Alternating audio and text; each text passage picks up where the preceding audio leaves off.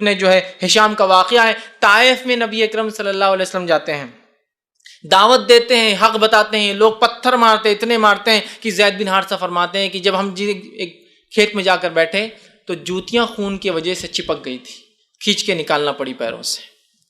اس کے بعد جبرائیل اترتے ہیں آسمان سے، چونکہ آپ نبی ہیں، اور ملک الجبال ایک اور فرشتے کو ساتھ لاتے اور کہتے ہیں نبی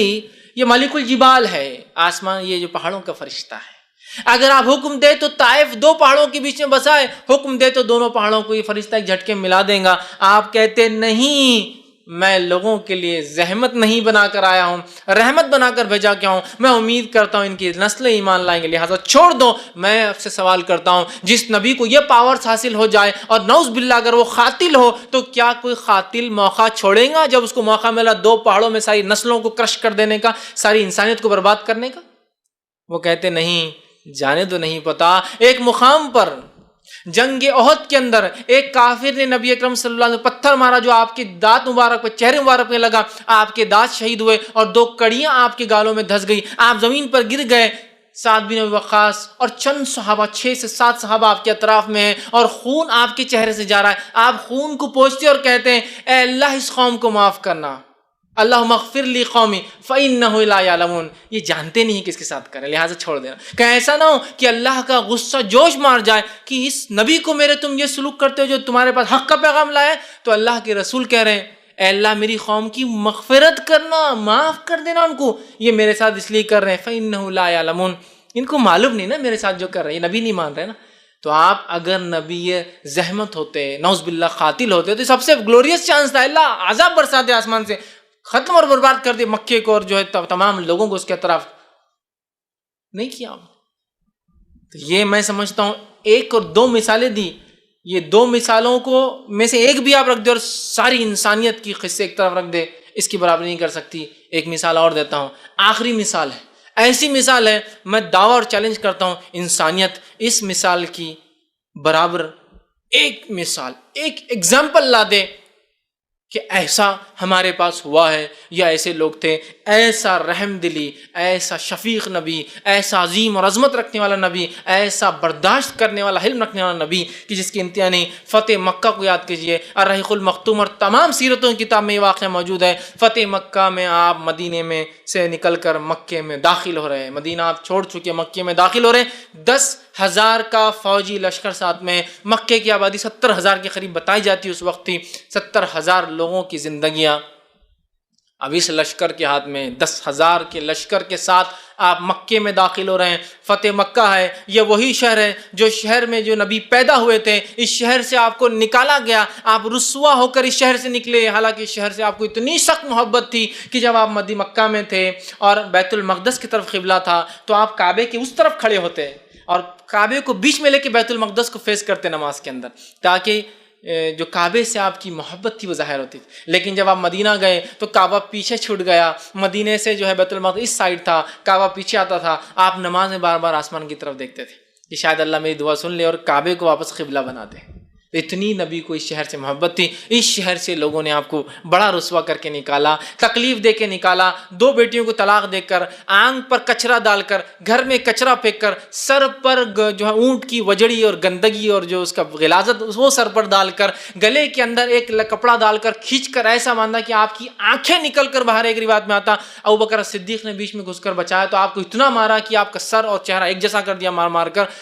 تو وہ نبی جس کو اتنی تکلیف اذیتیں دی گئی، جس کے ساتھیوں کو جو ہے اونٹ سے باندھ کر 2 ٹکڑے کر دیا گیا، کسی کو جو ہے شرمگاہ میں جو ہے نیزہ ڈال کے مار دیا گیا، کسی کو آنکھ پر لٹا کے مارا گیا، یہ وہی بستی ہے جس سے اس ظلم، اس ستم کی بنیاد پر وہ نبی اپنے ساتھیوں کے ساتھ مجبور ہو گیا کہ وہ شہر چھوڑ کر مدینہ جائے۔ لیکن 10 سال بعد وہی نبی اور وہی ساتھی جو ظلم کے تحت دبے تھے، آج ایک کانکرر کی حیثیت سے، آج ایک فاتح کی حیثیت سے، آج ایک ونر کی حیثیت سے اس شہر میں داخل ہو رہے ہیں۔ اندازہ لگائیے، تاریخ میں ایک بھی ایسا واقعہ موجود نہیں ہے جہاں کوئی رومی فوج، کوئی جو فارسی فوج، کوئی چینی فوج، کوئی منگولی فوج، کوئی جاپانی فوج، کوئی امریکہ کے چاہے ریڈ انڈینس ہو یا نیٹیوز ہو، کوئی بھی ہو، کوئی فوج ہو جس کو کہیں سے ذلیل اور رسوا کر کے نکالا گیا ہو، اب اس شہر میں واپس وہ داخل ہو رہے اور انہوں نے کسی کو قتل نہ کیا ہو، یہاں نبی رحمت داخل ہوتے ہیں اور مکے والوں سے پوچھتے ہیں کیا امید کرتے ہو؟ عربوں کا سسٹم بتا دیتا ہوں کیا تھا۔ عرب جب اپنے قبیلے سے بدلہ لیتے اور جو قبیلہ حاوی اور فاتو ہوتا،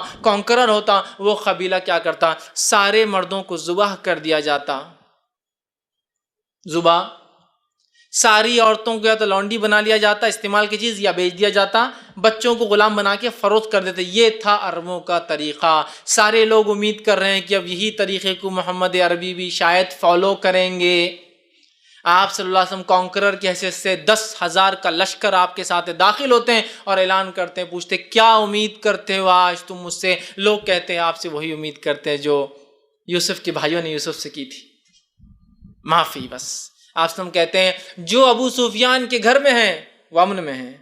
جو کعبے میں ہیں امن میں ہیں، جو اپنے گھروں کے دروازوں کے پیچھے ہے وہ امن میں ہیں، اور ایک قتل بھی نہیں ہوتا ہے۔ میں چیلنج کرتا ہوں انسانیت کو، ایک ایگزامپل ایسی برداشت کی جس شہر سے جس شخص کو ادنا انسان کیسا نکالا گیا، آج اس شہر میں ایک فاتو اور کانکرر کی حیثیت سے واپس آتا ہے اور ساروں کو معاف کرتا ہے، جس نے چچا کو قتل کیا، جس نے اس کے رشتہ داروں کو قتل کیا، اور جس نے اس کو تکلیف اور اذیتیں دی، اس کی بیٹیوں کو طلاقیں دی اور اس کے ساتھیوں کو مختلف اندازوں سے قتل کیا، کہتا ہے سب کو معاف کر دیا، آج سب کو معاف کر دیا۔ ارے یونانی، رومی، فارسی، چینی، منگولی، اسپینی، فرینچ، اور اس کے بعد وائکنگز، یا آپ کے انگلینڈ یا اسکاٹ لینڈ، آئرلینڈ، میں مثالیں دے سکتا ہوں۔ چھوٹی چھوٹی جنگوں میں جب یہ جیتتے تھے نا تو انسان تو دور کی بات ہے، گدھے اور کتوں کو بھی ٹکڑے کر کے مار دیتے تھے زندہ رہنے۔ پوری کی پوری انسانیت اور نسل جتنی چیزیں سانس لیتی ہے نا اس کو برباد کر دیتے تھے۔ اور آج کی موجودہ بائبل کے مطابق بھی جب بہت سارے بائبل کہہ رہی ہے، معاف کرنا میں ان نبیوں کے بارے میں ایسا نہیں کہتا ہوں، لیکن بائبل کے مطابق جب موسیٰ علیہ السلام ایک قوم میں گھسے اور جتنی قوموں پہ انہوں نے حملہ کیا، ان کے مطابق ہر سانس لینے والی چیز کے ٹکڑے کر دیے گئے، ہر سانس لینے والی چیز کی، یہاں تک کہ گدھے اور کتے بھی ٹکڑے کر دیے گئے۔ گدھے اور کتے کیا کرتے ہیں؟ ٹکڑے کر دیے جاتے تھے۔ اس دور میں اس نبی نے ایک مثال دی رہتی دنیا تک۔ آج بہت لوگ ہیں نا امن کے علم بردار، دنیا میں امن قائم کرتے ہیں، لاکھوں اور کروڑوں لوگوں کو مار کے وہ کہہ رہے ہیں امن قائم کرتے ہیں۔ ایک زمین پر گھس کر 30 لاکھ لوگوں کو مار دیا 10 سال کے اندر عراق میں، اور کہہ رہے ہیں ہم امن قائم کرتے ہیں۔ اگر تم واقعی میں امن قائم کرنے والے ہو تو یہ نبی ہے جس کو شہر سے نکالا گیا، اپنے شہر اور اپنی زمین کو واپس لے رہا ہے لوگوں سے، کسی دوسرے کی یا کسی دوسرے کے باپ کی زمین پہ قبضہ نہیں کر رہے ہیں، اپنی زمین واپس لے رہے جس سے اسے نکالا گیا۔ تو یہ نرمی ہے اور یہ سلوک ہے، ایک مارا نہیں جاتا۔ آپ کہہ رہے ہیں ہم دنیا کو امن دیتے ہیں، لاکھوں کروڑوں مار کے تو آپ سب سے بڑے دہشت گرد تو آپ ہی ہیں، اور آپ دنیا کو امن کی بات، یہ ہے امن، یہ ہے امن کہ ایک انسان قتل نہیں کیا گیا فتح مکہ میں، ایک انسان، ناٹ اے سنگل۔